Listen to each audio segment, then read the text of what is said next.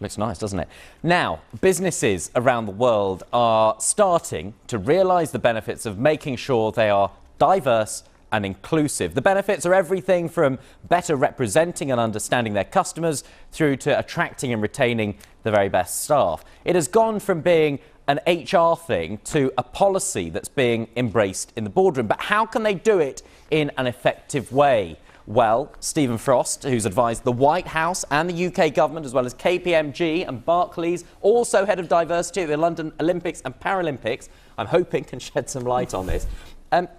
So what is it that businesses need to do to make this work properly? Properly is the key word, Ben. So I think it's very easy to win some awards or tick a few boxes, but for it to be worked properly, you've got to actually focus on creating a culture that diverse people want to be part of, rather than just assuming you can kind of window dress things and it'll all be fine. So how do you do that? You do that in a couple of ways. One is you've got to engage leadership. So you've got to get people, particularly people who don't think they're diverse, to realise it's about them and their behaviours. So actually how we behave, what we do, is far more important than what we say. So basic behaviours like how you line manage people, how you run a meeting, how you sponsor or mentor people, these are things that really matter.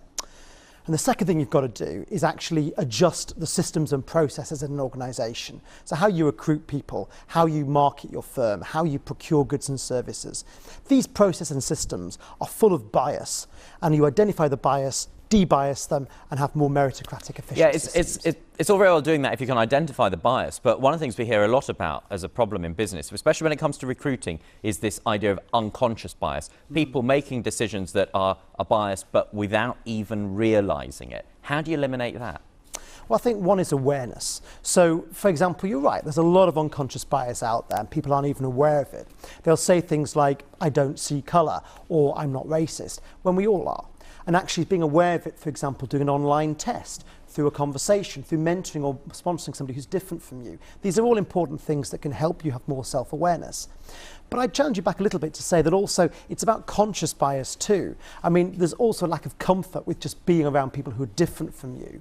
And whilst it's okay in your own personal life to be with whoever you want to be with, in professional life, different people help us have better ideas, better decisions, and hopefully have more successful organisations.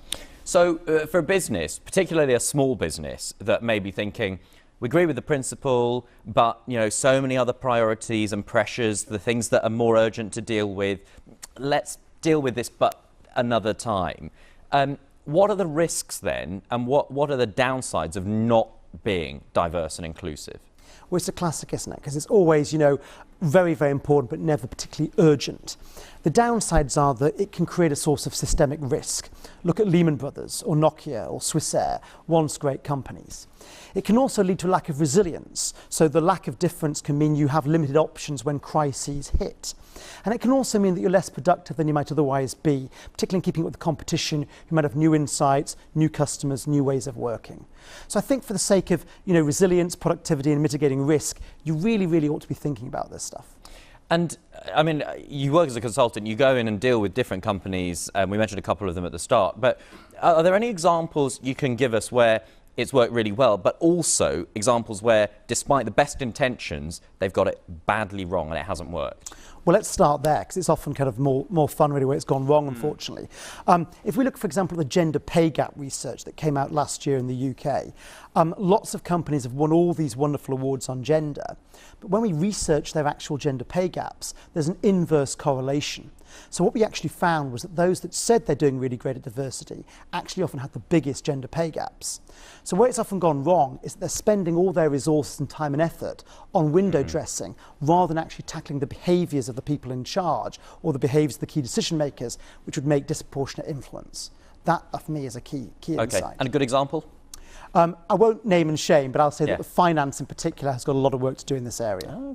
Okay, interesting. And if people talk about an empathetic culture, which I know is starting to creep into the conversation now, that sounds like soft, woolly stuff that is fine socially, but empathetic culture in the hard-nosed workplace, really?